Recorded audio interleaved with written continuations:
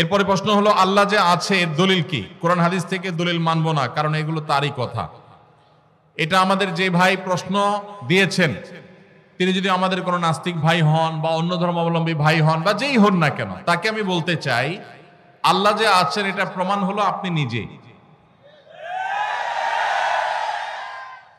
আপনি আপনার লাইফটা কোত্থেকে পাইছেন? নেট থেকে ডাউনলোড করে নিছেন?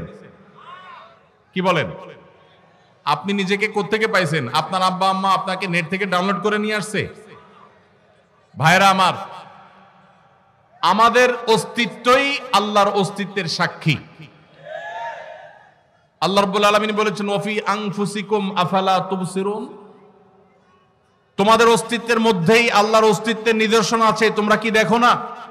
ভাইরা আমার, আল্লাহর এই বিশাল সৃষ্টি জগৎ, এই মহা সৃষ্টি, এত বিশাল সৃষ্টি জগৎ দেখার পরও যদি কেউ স্রষ্টাকে বিশ্বাস করতে কষ্ট হয়, তাহলে তার মতো হতভাগা আর কে হতে পারে? ভাইরা আমার, এই সৃষ্টি জগৎই স্রষ্টার অস্তিত্বের সাক্ষী। আল্লাহ রাব্বুল আলামিন আল্লাহর এই সৃষ্টি জগৎ দেখে, তার সুনিপুণ সৃষ্টি দেখে আল্লাহর অস্তিত্ব এটা খুঁজে পাওয়ার হেদায়েত, তৌফিক আল্লাহ তাআলা আমাদেরকে দান করুন। ভাইরা আমার, আমরা যদি আমাদের অস্তিত্বের দিকে তাকাই, আল্লাহ সৃষ্টির দিকে তাকাই, সূরা মুলকে শুরুর আয়াতগুলো যদি অনুবাদ সহকারে আপনি পড়েন, কোরআন জুড়ে আল্লাহ রাব্বুল আলামিন যে বলেছেন আল্লাহ রাব্বুল আলামিনের সৃষ্টি শৈলী নিয়ে, সেগুলো যদি আপনি অধ্যয়ন করেন, পড়েন, তাহলে দিনের আলো মতো পরিষ্কার হবে যে আল্লাহ রাব্বুল আলামিনের অস্তিত্ব এটা ওয়াজিবুল উজুদ, এটার অস্তিত্বহীনতা কখনো কল্পনা করা যায় না।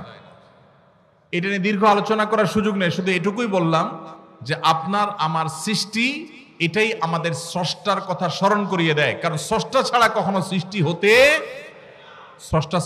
সৃষ্টি হতে পারে? ছোট বড় এমন কিছু পৃথিবীতে নাই যেটা কেউ তৈরি করা ছাড়া আসছে। মাইকটা কেউ তৈরি করেছেন, এই পানির বোতলটা কেউ তৈরি করেছেন, এই কাগজটা কেউ তৈরি করেছেন। প্রত্যেকটা জিনিসের যেরকম কেউ না কেউ তৈরি করেছে, ক্রিয়েটর আছেন, সেখানে এই মহা সৃষ্টির এত কিছুর আমি আপনি সহ আমাদের এবং এই আল্লাহর এই সৃষ্টি জগতের যে বিশাল আয়োজন, এগুলোর কোনো ক্রিয়েটর নাই। এর চেয়ে হাস্যকর কথা আর কি? আল্লাহ তাআলা আমাদেরকে হেদায়েত নসিব করুন। হেদায়েত যদি আল্লাহ তাআলা কাউকে দান না করেন, তাহলে সেক্ষেত্রে সে অনেক নলেজ অর্জন করার পরও সঠিক পথে হয়তো আসবে না। এই জন্য আল্লাহর কাছে হেদায়েত চাইতে আমাদেরকে শিক্ষা দেওয়া হয়েছে। ইহদিনাস সিরাতাল মুস্তাকিম, আমরা সে দোয়া আল্লাহ তাআলার কাছে করবো ইনশাআল্লাহ। আমরা জানি সমস্ত কাজ নিয়তের উপর নির্ভরশীল, কিন্তু একজন মানুষ তার পীরের পায়ে সেজদা দিয়ে বলছে আমার মনে নিয়ত আছে আল্লাহকে সেজদা দিচ্ছি, এটা জায়েজ আছে কিনা?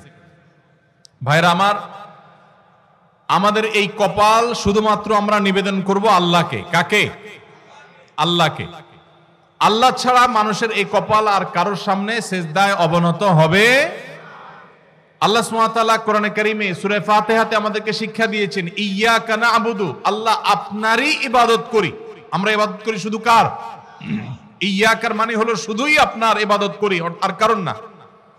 অতএব ইবাদত শুধু আল্লাহর হতে হবে। কেউ যদি পীরকে সেজদা করে নিয়ত করে যে নিয়ত আল্লাহর দিচ্ছি পীরের দিকে ফিরায়া, তাহলে সেও মুশরিকদের মধ্যে গণ্য হবে। এই নিয়তের কারণে সে শিরক থেকে বের হবে না, কারণ সে মূলত তার পীরকেই সেজদা নিবেদন করছে। এখানে তার নিয়ত ধর্তব্য হবে না, সে মূলত শিরকে আকবরে লিপ্ত হয়েছে।